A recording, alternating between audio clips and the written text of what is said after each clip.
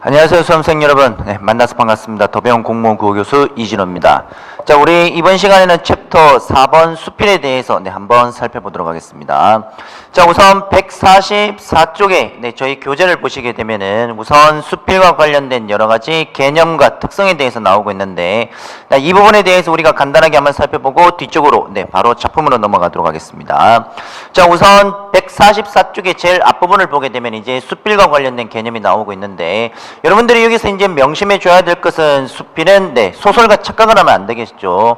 그 소설 같은 경우는 이제 기본적으로 허구성이라고 해서 등장인물이라든지 이런 여러 가지 요소들에 대해서 작가가, 서술자가 말 그대로 창작한 허구의 문학이라고 한다면은, 수필은 말 그대로 본인이 1인칭의 문학이기 때문에 본인이 실제 경험하고 체험한 것을 바탕으로 느낀 점, 이와 관련된 내용들이 나오고 있는 것이기 때문에 수필 같은 경우에 본인이 직접 경험하고 체험한 내용들을 쓴 갈래가 바로 수필이라고 이해를 하시면 되겠습니다. 자, 그래서 우리 첫 번째 수필의 뜻에 나오고 있는 내용들에 대해서 간단하게 정리를 하면은, 인생에 대한 관조 그리고 체험을, 자, 여기서 중요한 게 있습니다. 개성적인 문체다라고 나오고 있는데, 기본적으로 우선 수필 같은 경우에는 1인칭 문학이라고 생각하시면 되겠습니다. 1인칭. 자, 1인칭의 문학이고, 그 다음에 글쓴이의 무엇을 느낄 수 있느냐? 글쓴이의 개성을 느낄 수 있다라고 이해를 하시면 되겠습니다. 글쓴이의 개성. 자, 그리고 바로 밑에 두 번째 줄을 보시게 되면은, 정해진 형식이 없다. 말 그대로 무형식 또는 비형식이라고 해서 일정한 형식이 없습니다. 굳이 형식을 나눈다라고 하게 되면은 그 안에서 처음, 중간, 끝, 한 3단 구성 정도로 이제 나눌 수는 있지만은, 기본적으로 수필에 대해서는 형식이 있냐 없냐의 유무를 따졌을 때는 형식이 없다는 것으로 정리를 하시면 되겠습니다. 자, 그 다음에 오른쪽에 자신을 진실하게 드러낸 산문문학이다라고 해서 수필은 나의 경험을 바탕으로 하고 있는 것이기 때문에 진실성이 들어가고 있다라고 이해를 하시면 되겠죠. 자, 그 다음에 2번 수필의 특성으로 내려가게 되면은, 자, 제가 방금 말씀드린 바와 같이 수필은 우선 개성의 문학이다라고 생각을 하시면 되겠습니다. 여기서 말하고 있는 이 개성이라는 것은 글쓴이가 실제 경험을 하고 느꼈던 바를 숨김없이 그대로 다 드러내주는 것이기 때문에, 글쓴이 자신이 서술의 주체인 나로서 글쓴이의 체험, 생활 태도, 그리고 인생관, 생활관, 이런 요소들에 대해서 말 그대로 글쓴이의 개성이 느껴진다라는 것으로 이해를 하시면 되겠습니다. 좀 더 쉽게 말씀을 드리면은, 어떤 대상이 있다고 했었을 때 이 대상에 대해서 느끼는 가치, 이와 관련된 요소들은 그 서술자마다, 작가마다 모두 다 다를 수가 있는 것이기 때문에 이 대상에서 느끼고 있는 서술자의 가치, 이것을 여러분들이 개성이라고 생각하시는 게 가장 빠를 것입니다. 자, 그 다음에 두 번째는 자유로운 형식이다라고 해서 아까 제가 위에서 말씀드렸던 무형식, 비형식이라고 생각하시면 되겠고, 말 그대로 특정한 형식이 없다라는 것으로 정리하시면 되겠습니다. 그 다음에 누구나 쓸 수 있겠죠. 비전문가가 되겠습니다. 비전문가. 그리고 이 수필이라는 것은 누구나, 즉 아무나 주변에서 일어날 수 있는 모든 것들을 소재로 채택을 할 수 있는 것이기 때문에 수필은 신변잡기적이라는 용어도 사용이 될 수 있는 것이겠죠.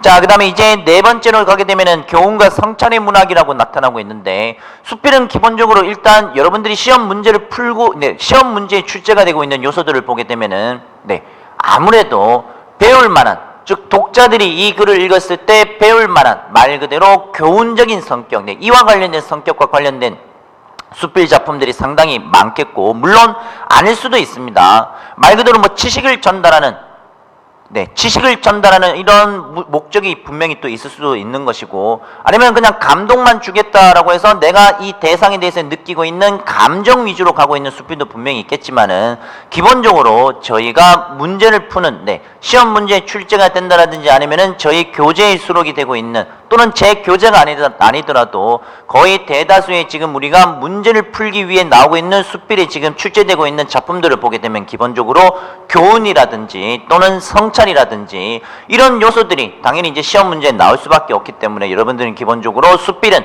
교훈이라든지 성찰의 문학이라고 생각하시면 되겠습니다. 그 다음에 마지막 먹과 운치의 문학이라고 해서, 수필은 자신의 경험을 유머와 위트를 바탕으로 글쓴이의 개성을 드러내고 있다라고 정리하시면 되겠죠.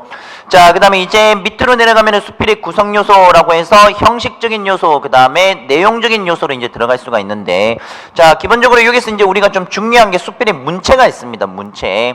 수필에서 이제 나오고 있는 문체는 소설에 나오고 있는 문체와 사실 크게 별반 다를 건 없습니다. 말 그대로 뭐 짧게 진술이 되느냐에 대해서 간결체가 되겠죠. 간결체. 자, 여기서 말하고 있는 간결체라는 것은 여러분들 문법을 공부해봐서 이제 아시겠지만은 기본적으로 주어 서술어가 한 번 정도 이제 나오신다고 생각하시면 되겠습니다. 혼문장 위주로 되겠죠. 그 다음에 이와 이제 반대가 되는 게 만연체가 되겠죠. 만연체. 자, 그 다음에 수식 어구가 많이 들어가고 있는 것을 화려체라고 부릅니다. 화려체. 그 다음에 수식 여구가 크게 많이 없다라고 하는 문체를 건조체라고 부르게 되겠고, 건조체. 자, 그 다음에 부드러운 문체를 우유체라고 부르게 됩니다. 우유체. 그 다음에 강한 어조로 나오고 있는 것을 강건체라고 부르겠죠. 강건체. 자, 이런 수필은 보기에 나오고 있는 이런 문체상의 특징이 있다라는 것으로 정리를 하시면 되겠고, 저희 교재 145쪽에 문체와 관련된 내용들이 나타나고 있습니다. 그 다음에 내용적인 요소로 들어가게 되면은 글쓴이가 체험하고 사고할 수 있는 모든 것들이 대상이 될 수 있다라는 것으로서, 그리고 주제, 글쓴이가 드러내고자 하는 중심 생각, 작가의 중심 생각은 바로 주제와 연결이 되는 것이고, 간접적으로 드러나기도 하지만은 다른 갈래에 비해서 서술되는 경우가 많다라고 이제 나오고 있는 주제. 자, 그 다음에 네 번째, 수필의 종류로 내려가도록 하겠습니다. 자, 여러분들 거기 보면은 경수필이라고 나오고 있는데, 말 그대로 가벼울 경자에 바로 밑에를 보게 되면은 중수필이 나오고 있는데, 중수필은 무거울 중자가 되겠죠. 그래서 가벼운 수필과 무거운 수필로 여러분들이 정리를 하시면 되는데, 경수필은 저희가 앞쪽에 앞에서 제가 말씀드렸던 수필 이런 특징들이 모두 다 해당하는 것으로 볼 수 있겠지만은, 중수필은 하나가 조금 다를 수가 있습니다. 경수필은 말 그대로 우리가 실제 있었던 일을 바탕으로 글쓴이가 가지고 있는 생각을 숨김없이 고백적인 성격으로 쭉 누구나 다 쓸 수 있는 수필이 경수필이라고 할 수 있지만, 중수필 같은 경우에는 주제적인 측면에서 약간 다를 수가 있습니다. 말 그대로 사회 전반적인 어떤 문제 또는 많은 사람들이 공감할 수 있고 많은 사람들이 지금 고민할 수 있는 아주 무거운 그런 것들이 바로 중수필, 즉 주제가 서로 다를 수가 있습니다. 그래서 경수필을 보시게 되면은 신변잡기적인 가벼운 소재, 가벼운 소재를 쓴 수필이 바로 경수필이 되는 것이고, 여러분들 중수필로 내려가게 되면 무거운 내용을 담고 있다고 나오고 있습니다. 이런 무거운 내용을 담고 있는 것이기 때문에 기본적으로 내용 자체가 어떤 성격을 띠고 있느냐, 바로 객관적인 성격을 띠고 있습니다. 경수필 같은 경우에는 말 그대로 내가 실제 경험한 것을 바탕으로 가벼운 느낌을 주는 것이기 때문에 지극히 주관적인 성격을 지닐 수가 있겠지만, 무거운 사회 전반적인 어떤 분위기라든지 사회 문제라든지 이런 것들에 대해서 아무래도 중수필은 무거운 소재를 주로 채택을 해서 쓰다 보니 아무래도 거기 나오고 있는 어떤 자료라든지 통계라든지 이와 관련된 자료들이 철저하게 객관적으로 증명이 돼야 되겠죠. 말 그대로 어떤 신뢰와 타당성 이런 것들이 중수필은 좀 들어갈 수가 있습니다. 많은 사람들의 공감을 이끌어내기 위해서. 그렇기 때문에 성격상으로 태도를 우리가 비춰본다라고 했었을 때 오히려 중수필이 객관적인 성질을 가지고 있다라는 것으로 정리하시면 되겠습니다.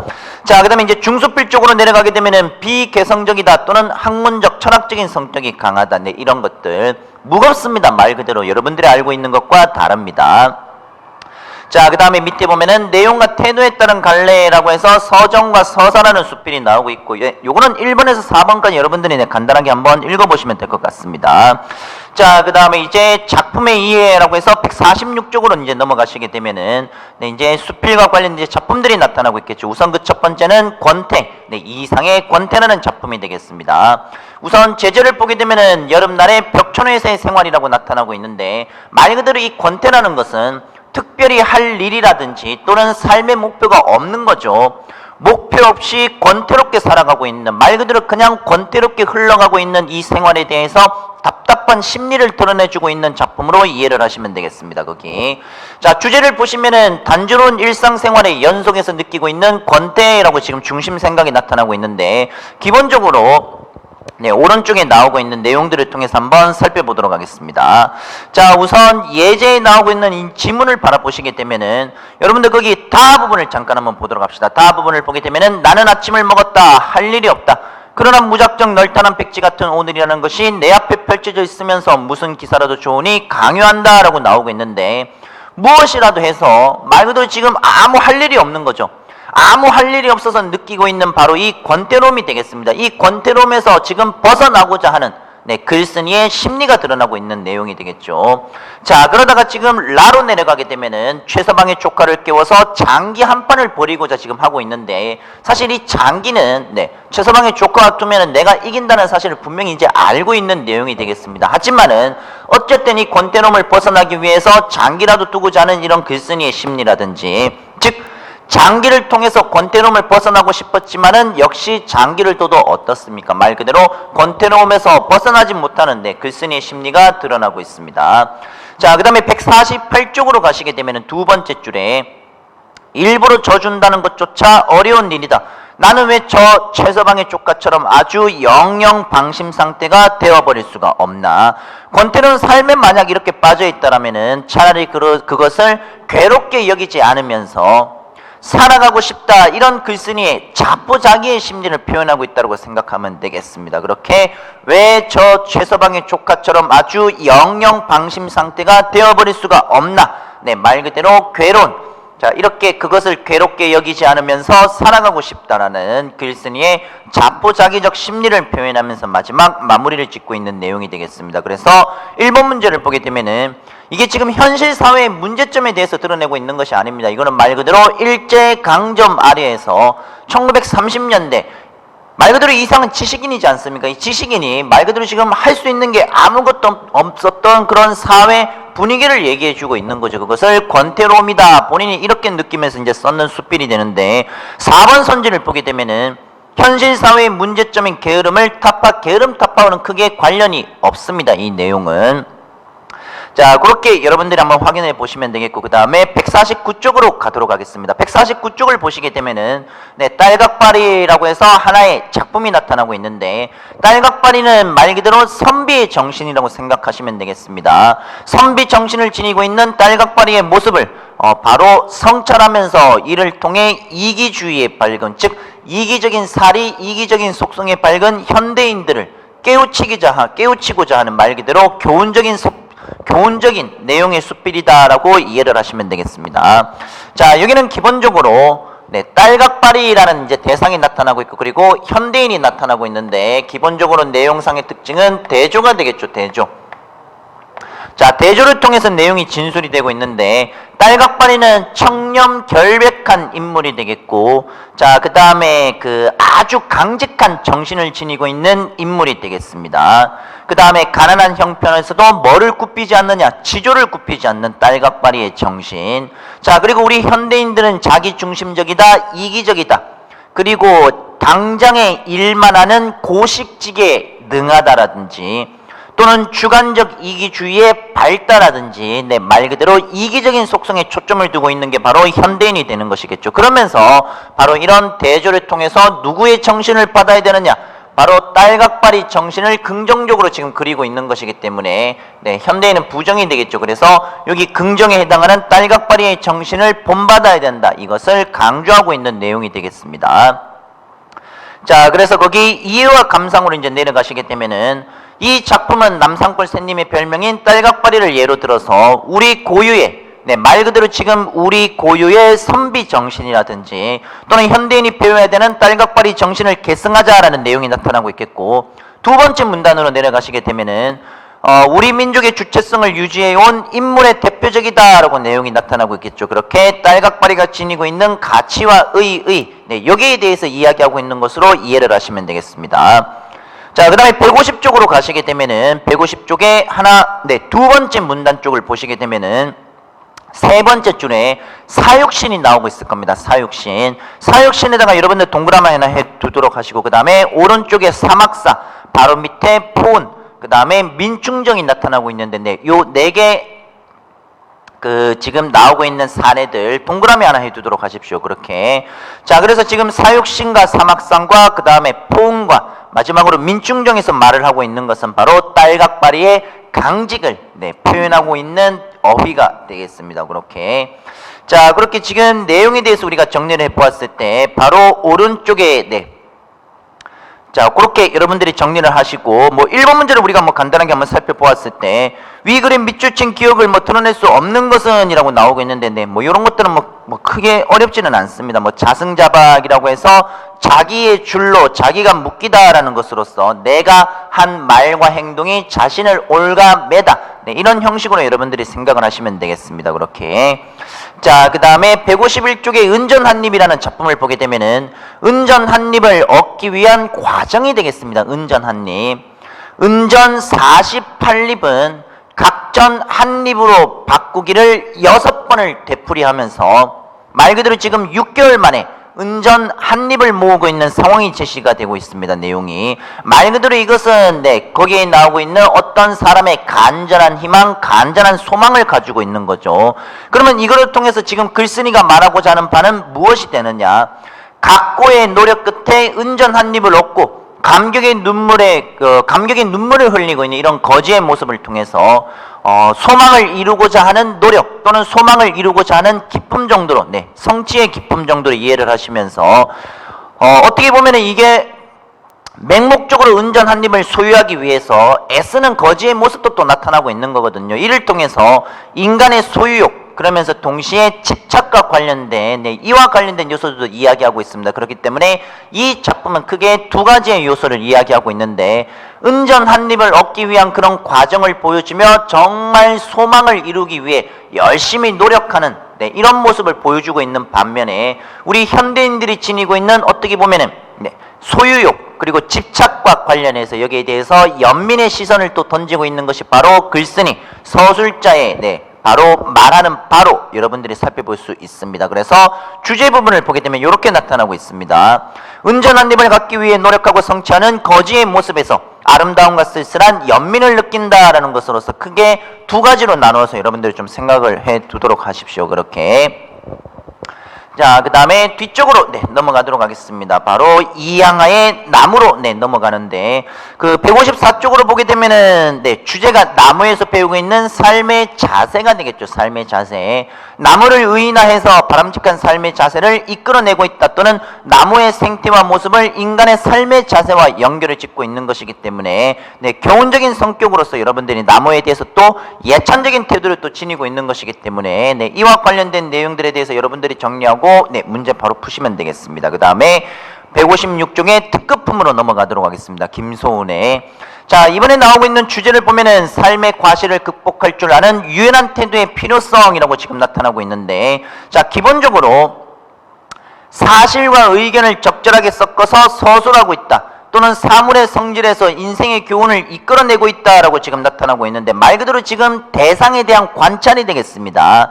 대상에 대한 지금 관찰을 통해 인생의 교훈을 이끌어내고 있는 작품에 해당하는 것으로서 이것도 역시 지문에 나오고 있는 내용들을 통해 우리 주변에서 흔히 벌어질 수 있는 바둑판을 소재로 해서 바둑판이 균열이 이렇게 갔었을 때 과연 이 균열이 간다고 해서 이 바둑판이 나쁘냐 이런 이야기가 나타나고 있는 거겠죠. 그러면서 그 균열이 갔었을 때 이와 관련해서 어떤 형식으로 지금 나타나고 있는지 글쓴이에 대한 어떤 교훈적인 또는 글쓴이의 성찰적인 내용들에 대해서 그 부분을 정리하시면 크게 문제는 없을 것 같습니다.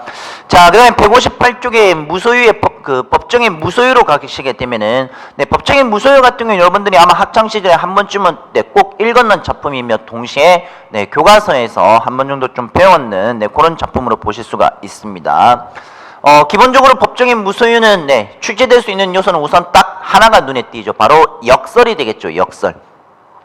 자, 마지막을 보게 되면은 역설적인 표현을 통해 글쓴이가 지니고 있는 자신의 진리를 표현하고 있는 내용들이 나타나고 있습니다. 그래서 역설적인 표현이라는 것에 대해서 여러분들이 좀 초점을 두시면서 자, 저희 교재는 160쪽에 160쪽의 두 번째 줄을 보면은 무소유의 영리라고 나타나고 있습니다. 바로 이 무소유의 영리에 대해서 여러분들이 생각을 해보시면 되겠습니다. 그 다음에 1번 문제로 가면은 바로 이 소유가 되겠죠.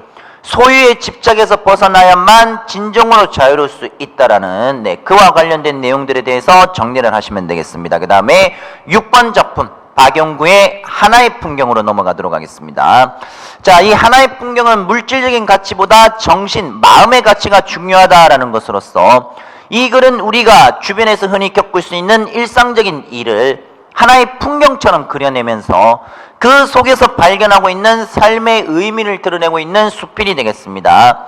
글쓴이는 아버지가 지금 장사꾼에게 속아가서 가짜 돌절구를 사온 일이 있습니다. 그런데 자신이 이 상황을 어떻게 보면은 똑바로 아버지께 말씀드리는 게 분명 맞는 거지만은 이 사물의 진정한 가치는 물질적 가치가 아니라 정신적 가치에 있다라는 것을 깨닫고 오히려 가족에 대한 아버지의 사랑 그리고 이를 소중히 여기고 있는 바로 글쓴이의 따뜻한 마음이 잘 드러나고 있는 것으로서 이게 굳이 아버지가 물건 잘못 싸웠다고 여기에 대해서 이제 뭐 갖다붙다 말을 하는 것이 중요한 것이 아니라 이 아버지가 사 오셨을 때 이걸로 인해서 오히려 다른 생각을 다른 것으로서 이렇게 좀 잘 대입을 하면서 이것을 좋게 다른 것으로 풀어나가는 거죠. 그러면서 오히려 거기에 아버지의 사랑을 이제 느끼고자 하는 또는 느끼고 있는 이와 관련된 정신적인 가치를 중시하고 있는 수필의 주제가 되겠습니다. 그렇게. 자, 그래서 이 작품은 2번 문제를 보시게 되면은 기억 부분을 보시면은 다만 연만하셨어도 자식의 생활에 마음써 주시는 어버이의 사랑. 이 부분은 이제 아무래도 이제 어버이의 사랑이라고 해서 유교적인 관념이라고 할 수 있는 효가 들어가고 있는 것이기 때문에 이와 관련된 지문이 나오기 때문에 시험 문제 나올 수 있는 포인트는 2번 문제와 같은 효에 중점을 두시면 되겠습니다. 자, 그렇게 여러분들 챕터 4번 수필에 대해서 한번 정리를 해봤고 그 다음 시간에는 간단하게 극문학에 대해서 한번 살펴보도록 하겠습니다. 그리고 수필에 대해서는 사실 기본적으로 이제 나오고 있는 내용들을 보면은 어지간한 문제는 사실 다 풀립니다. 수필 문제에 대해서 이제 만약에 좀 어렵게 이제 생각을 하신다라고 하게 되면은 이건 정말 그 글을 평소에 좀 잘 안 읽으신 거죠. 솔직히 말씀을 드리면은 그 수필 같은 경우는 기본적으로 1인칭의 문학이면서 글쓴이의 주관적인 이런 감정이 말 그대로 고백적인 성격을 지니고 있지 않습니까? 숨김없이 그대로 드러내주는 거거든요. 수필을 어렵게 여러분들이 지문을 접근할 이유가 전혀 없습니다. 그냥 단순하게 생각을 하시면 그냥 일기 정도로 여러분들이 생각을 하시는 게 마음 편하실 겁니다. 글을 읽는 데 있어서 그냥 저 사람이 저런 생각을 가지고 있는데 저 사람은 이렇게 생각하는구나 라는 정도로 생각을 하시면서 여러분들이 쉽게 접근을 하는데 제가 이런 말씀을 드리고 싶은 거는 오히려 여러분들이 수필이 지니고 있는 특성, 성격이 있습니다. 앞부분에 우리 제일 앞부분에 했는 내용들 있죠. 수필과 관련해서 이론 부분이 있었었는데 이 부분에 대해서 여러분들이 명확하게 정리를 하시면서 수필의 내용으로 들어가시게 되면은 크게 수필을 문제 푸는 데 있어서는 그렇게 어렵지는 않을 것이라고 생각하고 있습니다. 그래서 수필에 대해서 여러분들이 내용이 나오고 있는 것은 굳이 너무 그렇게 함축적인 의미에 대해서 막 깊게 파려고 하시지 마시고 그냥 겉으로 눈으로 보이고 있는 표면에 진술되고 있는 내용만 보아도 문제 푸는 데는 사실 그렇게 어렵지는 않은 하나의 갈래가 되는 것이겠죠. 그래서 교술 장르에 해당하는 우리가 수필에 대해서 한번 살펴봤습니다. 그리고 다음 시간에는 챕터 5번 극문학에 대해서 한번 살펴보도록 하겠습니다. 고생하셨습니다.